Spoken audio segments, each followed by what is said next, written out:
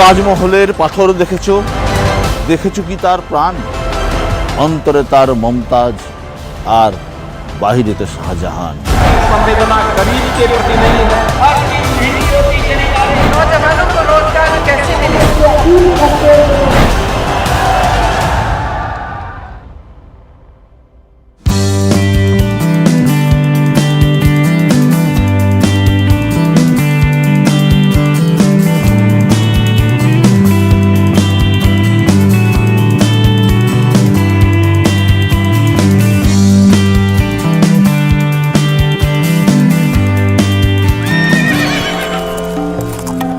800 বছর আগে আগ্রা ছিল একটা ছোট্ট গ্রাম। আগ্রার কোনো ইতিহাসই ছিল না। আগ্রার সূত্রপাত হয় সুলতান ইব্রাহিম লোদির আমল থেকে। ইব্রাহিম লোদির আগে সিকান্দার লোদি আগ্রায় একটা সরকারি অফিসের পত্তন করেন। সিকান্দার লোদির পর ইব্রাহিম লোদি আগ্রায় সেই সরকারি অফিসকে আরো বড় করে তোলেন। ইব্রাহিম লোদির পর ইব্রাহিম লোদিকে পানিপথের প্রথম যুদ্ধে পরাজিত করেন বাবর। তারপর আগ্রার কর্তৃত্ব যায় বাবরের হাতে।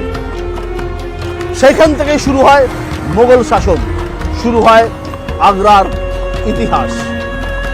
আগ্রা আরো বেশি গুরুত্ব পায় সম্রাট আকবরের আমলে। সম্রাট আকবর আগ্রাকে আরো মহিমান্বিত করেন। মাঝখানে সম্রাট আকবর কিছুদিনের জন্য ফতেপুর সিক্রিতে নিজের রাজধানী নিয়ে যান, কিন্তু পরবর্তীকালে শাহজাহান পর্যন্ত আগ্রা থেকেই চলে মোগল শাসন। আগ্রায় এবারের ভোটে, আগ্রা অত্যন্ত রাজনৈতিক দিক থেকে গুরুত্বপূর্ণ জায়গা। আগ্রার প্রত্যেকটা সিটেই জয়ী হয়েছে বিজেপি। সুমন, এবারে আগ্রায় কি হতে চলেছে বলে মনে হয়? দেখ, আমরা যেহেতু আগ্রায় এসে গেছি, আগ্রায় বিজেপির গোটা রাজনীতির জন্য একটা অদ্ভুত প্রহেলিকা। কেন প্রহেলিকা? কারণ যোগী আদিত্যনাথ যে হিন্দুত্ববাদের কথা বলেন তার সঙ্গে আগ্রা যায় না। কিন্তু মজা হচ্ছে আগ্রা এবং আগ্রার তাজমহল হচ্ছে একটা গোটা বিশ্বের জন্য বিস্ময়। অর্থাৎ যখন ডোনাল্ড ট্রাম্প আসেন তখন কিন্তু যোগী আদিত্যনাথকে সেই তাজের রেপ্লিকায় উপহার দিতে হয়। আবার যখন গোটা পৃথিবীর কাছে উত্তরপ্রদেশ পর্যটনকে যোগী আদিত্যনাথকে রিপ্রেজেন্ট করতে হয় বা তুলে ধরতে হয়, তখনও তাজমহলই ভরসা। তাহলে এই যে হিন্দুত্ববাদ, আবার এদিকে মুঘল সাম্রাজ্যের প্রতীক আগ্রা এবং তাজমহল, এই দুটোকে বিজেপি কিভাবে হ্যান্ডেল করবে, এটা যতটা পাজল বা প্রহেলিকা, ততটাই প্রহেলিকা যে এই আগ্রা জেলায় বিজেপির প্রবল প্রতিপক্ষ বহুজন সমাজবাদী বা মায়াবতীর দল কি করবে। আমরা উত্তরপ্রদেশ ঘুরতে ঘুরতে এখনো অব্দি মায়াবতীর কোনো খোঁজ পাইনি।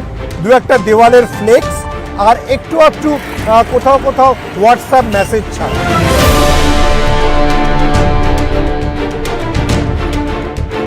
গোটা উত্তরপ্রদেশে এই আগ্রা মহল্লা একদম দলিতদের রাজধানী বলা হয় এই আগ্রা মহল্লাকে। একদম।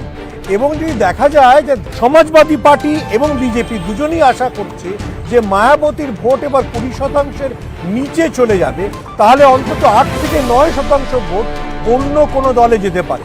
সেটা যদি ভাজপার দিকে যায় তাহলে ভাজপার লাভ, মানে ভারতীয় জনতা পার্টি তাহলে অনেকটা এগিয়ে যেতে পারবে। আর যদি সেটা সমাজবাদী পার্টি মানে অখিলেশের দিকে যায় তাহলে অখিলেশের লাভ। একদমই তাই। আপনারা দেখতে পাচ্ছেন টাঙ্গা চালাচ্ছি।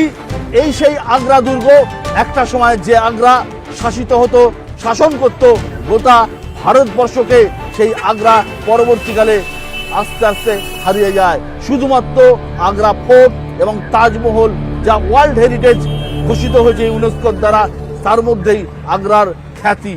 কিন্তু রাজনীতির জায়গা থেকে আগ্রা কিন্তু আজও অত্যন্ত প্রাসঙ্গিক হয়ে রয়েছে।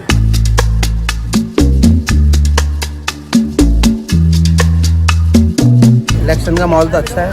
सबकी हवा अपनी अपनी, सबकी हवा। मैं भी जीतूं, ये भी जीते, वो भी जीते, वो सबकी जीत होती है। बीजेपी और इसी की होगी, अखिलेश की। और किसी की टक्कर तो दिख नहीं रही है, सब बेकार है।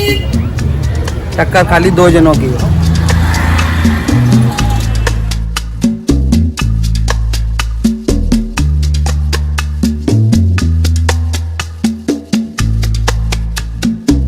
इलेक्शन में वही अपना फूल आएगा, मोदी जी की सरकार आएगी और किसी की नहीं आएगी इस बार भी। आए रे आए रे रे, आए रे रे शिकारी मेरे गाम की जाल बिछा के वादिन को। आए रे रे शिकारी मेरे गाम की जाल बिछा के वादिन को।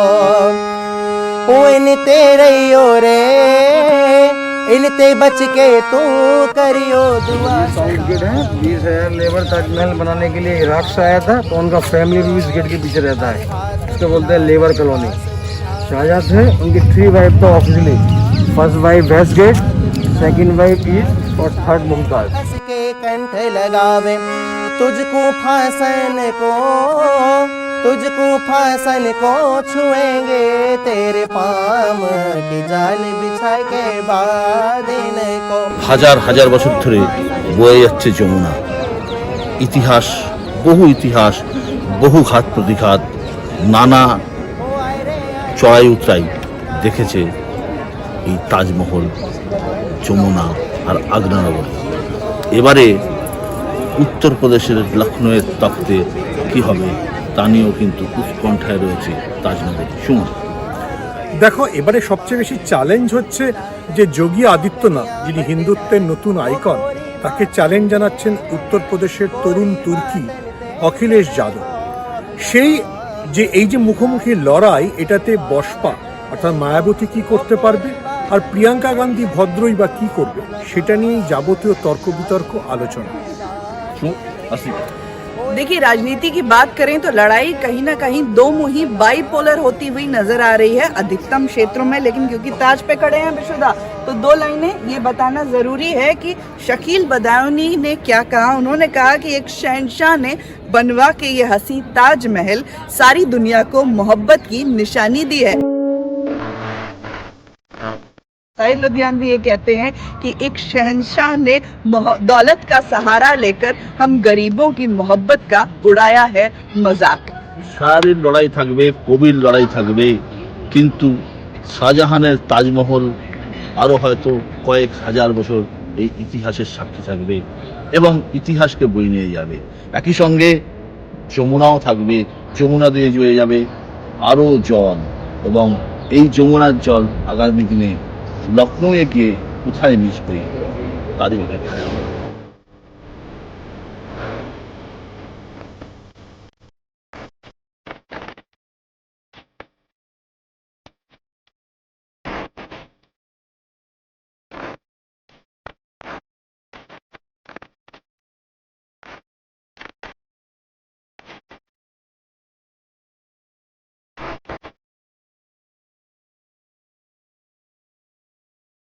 हमारा साथ है आसिफ खान।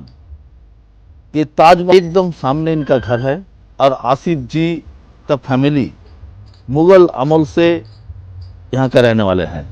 आसिफ जी, पूरा हिस्ट्री बताइए यहाँ का। ये जो पूरा इलाका है ये हिस्ट्रिकल है, पूरा ऐतिहासिक है।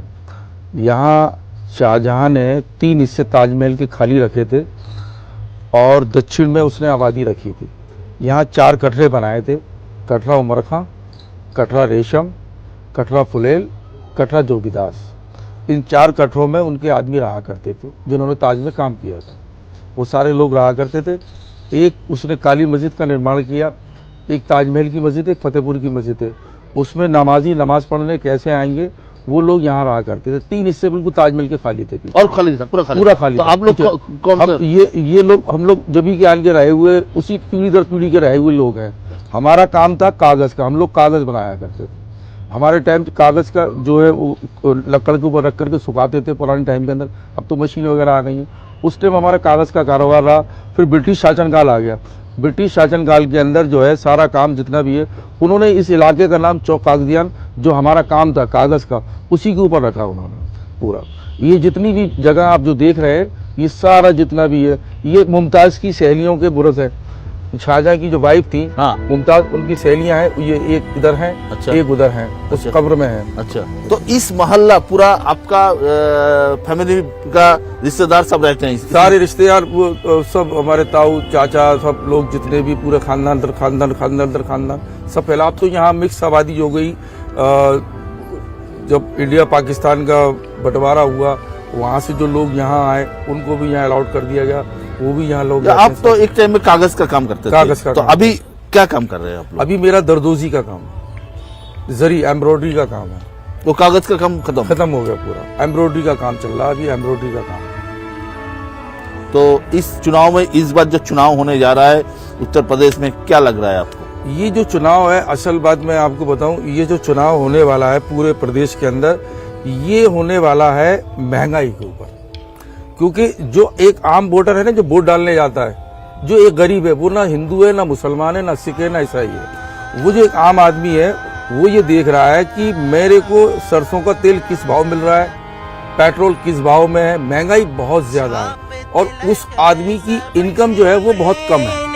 मोसे नैना मिलाई के छाप तिलक सब छीन रे, मोसे नैना मिलाई के, नैना मिलाई के, मोसे नैना मिलाई के, नैना मिलाई के, मोसे नैना मिलाई के, छाप तिलक सब छीन रे, मोसे नैना मिलाई के, छाप तिलक सब छीन रे, मोसे नैना मिलाई के।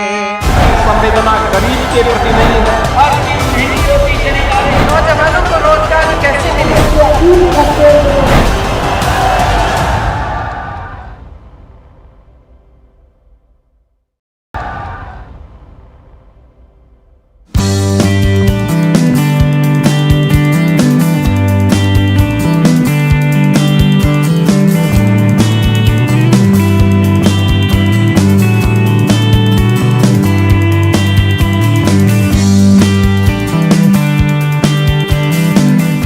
इतिहास के पन्नों में इस शहर का नाम सुनहरे अक्षरों में लिखा है और कई ऐसे विवाद भी सामने आए हैं जिसे लेकर प्रश्न उठते हैं।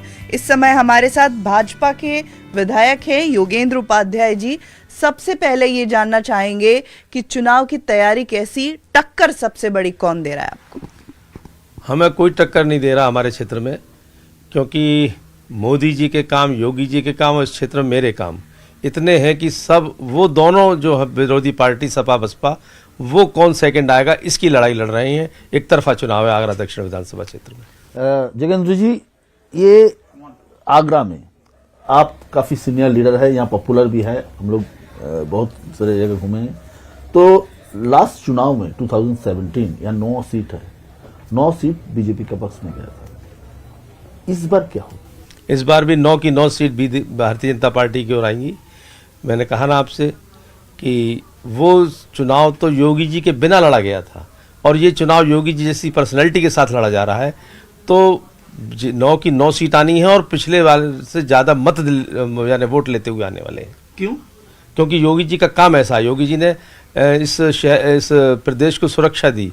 योगी जी ने इतनी ज़्यादा सुरक्षा दी कि लोग निवेश करने पे, जिस प्रदेश से लोग भागते थे या व्यापार करने में, अब निवेश करने के लिए आ गए।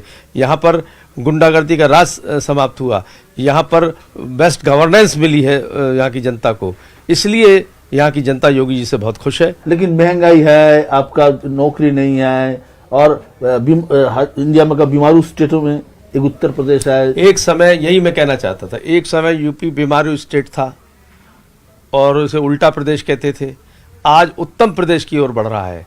आज कई फील्ड में उत्तर प्रदेश नंबर 1 या नंबर 2 या नंबर 3 पर, जबकि पहले सबसे आखिरी पायदानों से गिनती होती थी। यह योगी जी की देन है, इसलिए योगी जी उत्तर प्रदेश में जन जन के हृदय सम्राट है। ऐसा तो नहीं है कि आपके जो मुख्य प्रतिद्वंदी थे, जो कंटेंडर थे, मायावती और बसपा दोनों ही एब्सेंट है, इसलिए आपको 9 सीट मिल जाएंगे?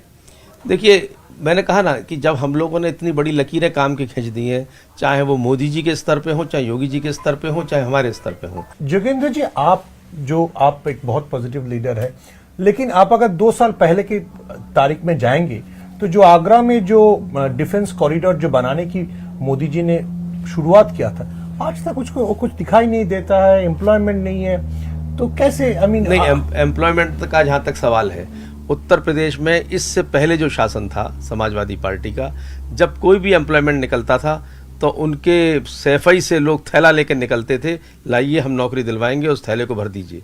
आज योगी जी ने जितनी भी नौकरियां दी हैं सबको या तो लोकल जनप्रतिनिधियों के माध्यम से या स्वयं उन्होंने अपने हाथ से अपॉइंटमेंट लेटर्स दिए हैं, और एक ने भी ये नहीं कहा कि हमने कहीं पर पैसा दे के लेना पड़ा हो। भ्रष्टाचार विहीन उत्तर प्रदेश योगी जी ने दिया है हमारे यहाँ। जगन जी, और एक सवाल है, देखिए ये 9 सीट जो है आपका क्षेत्र का, ये पूरा क्षेत्र का, इसमें वेस्टर्न यूपी का कुछ आता है, तो ये जो फार्मर्स मूवमेंट है, ये का असर नहीं पड़ेगा?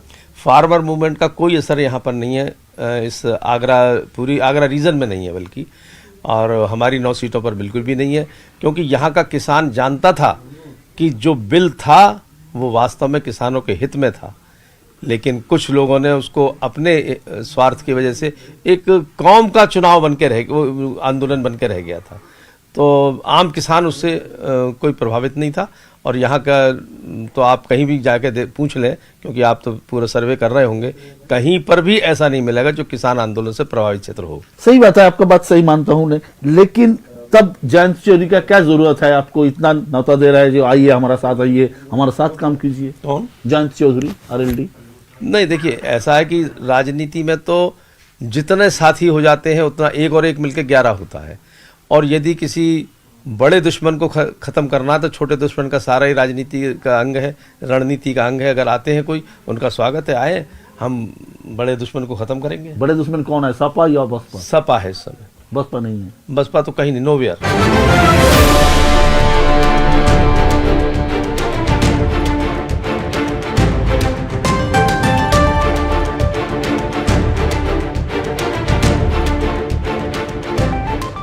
यहीं से 9 सीट है आगरा की जगह में, आप लोग एक सीट में जीत नहीं पाए, 9 सीट बीजेपी के पक्ष में गया था, तो इस बार किस उम्मीद से आप बोल रहे हैं जो इस बार अलग सिचुएशन है? देखिए, हर इलेक्शन अलग होता है। 2012 में जहां भाजपा की 44 सीटें थी, हमारी 226 आई। उपचुनाव भी हम जीते तो सरकार में होते होते हमारी 250 सीटें हो गई थी, हम 47 पे आ गए, वो 312 पे चले गए। हर इलेक्शन, हर मूड जनता का हर इलेक्शन में अलग होता है। 2017 में भी जिस तरीके से लोग झूठ बोल के नफरत की राजनीति करके सत्ता में आए थे, अब इनकी ये जो नफरत की राजनीति है और झूठ की राजनीति जो उनका बेस है इस पार्टी का, अब उसके झांसे में लोग नहीं आएंगे। अब नौजवानों को रोजगार चाहिए, किसानों को उनका उचित मूल्य चाहिए, अच्छी पढ़ाई चाहिए, अच्छा स्वास्थ्य चाहिए। आज की जनरेशन इन सब चीजों की मांग करती है। चौधरी साहब, देखिए, आप जो हेट पॉलिटिक्स के बारे में बोलते हैं, आप आगरा से हैं, तो आपको मालूम है जी, आरएसएस का एक बहुत पुराना बात है कि ताजमहल शाहजहां ने नहीं बनाया था, वो एक शिव मंदिर था। और अभी भी जो जोगी जी की जो बात है 80 वर्सेस 20 का पॉलिटिक्स है, तो वहां पे आप कहां पे खड़े होते हैं? हम खड़े होते हैं अपने राष्ट्रीय अध्यक्ष जी की सोच पे। जो हमारे राष्ट्रीय अध्यक्ष जी श्री अखिलेश यादव जी की सोच है नौजवानों के लिए अच्छी शिक्षा देने पे, इन 17 से 22 के बीच में जब पूरे प्रदेश की जनता ने उन कामों का आकलन किया कि पहली सरकार क्या थी और आज की सरकार क्या है, तो ये आकलन साफ निकल के आ रहा है। आपने देखा कि जब हमारे राष्ट्रीय अध्यक्ष जी रथ लेकर निकले तो लाखों लोग, दिन तो छोड़ो, पूरी रात रोडों पर खड़े होकर उनका इंतजार करा। भाजपा की एक बहुत बड़ी कैंपेन है और वो आपके खिलाफ है। अगर आपका सरकार बन जाता है तो आजम खान की सरकार होगा और वो बाहुबलियों का सरकार होगा, अंसारी का सरकार होगा, जिसमें कोई हिंदू सुरक्षित नहीं रहेगा। वो किराना का बात उठाते हैं। यही डराने की, दबाने की राजनीति ये लोग करते हैं। अब इनकी बातों में लोग आने वाले नहीं। आजम खां की बात करते हैं। आजम खां के आम शोहरत इस स्टेट में ये है कि डेड ऑनेस्ट, ईमानदार आदमी।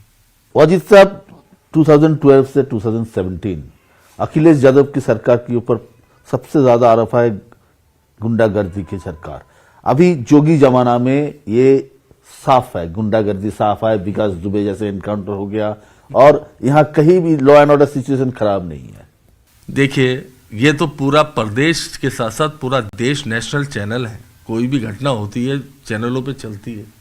आप बता दीजिए हाथरस की बेटी के साथ क्या हुआ, लखनऊ में उस एप्पल कर्मचारी के साथ क्या हुआ जिसे पुलिस ने ही ठोक दिया। कौन किसको ठोक रहा है यही पता नहीं पड़ रही। कहीं पुलिस जनता को ठोक रही है, कहीं गुंडे पुलिस को ठोक रहे हैं, कहीं पुलिस गुंडों को ठोक रही है। ये ठोकने की जो राजनीति प्रदेश में शुरू हुई है, इससे भय का माहौल प्रदेश में बना है। पिछले इलेक्शन में आप लोग बहन जी के साथ थे, तो क्या लग रहा है बहन जी दिखाई नहीं देता क्या है? गठबंधन वक्त और परिस्थितियों के हिसाब से राष्ट्रीय लेवल के नेता करते हैं। उस समय हमारे राष्ट्रीय अध्यक्ष जी को वो ठीक लगा तो उन्होंने वो किया, आज ये है तो ये किया है। हम अपने राष्ट्रीय अध्यक्ष जी के सिपाही हैं, उनके भक्त हैं, उनके आदेश का पालन करने वाले हैं।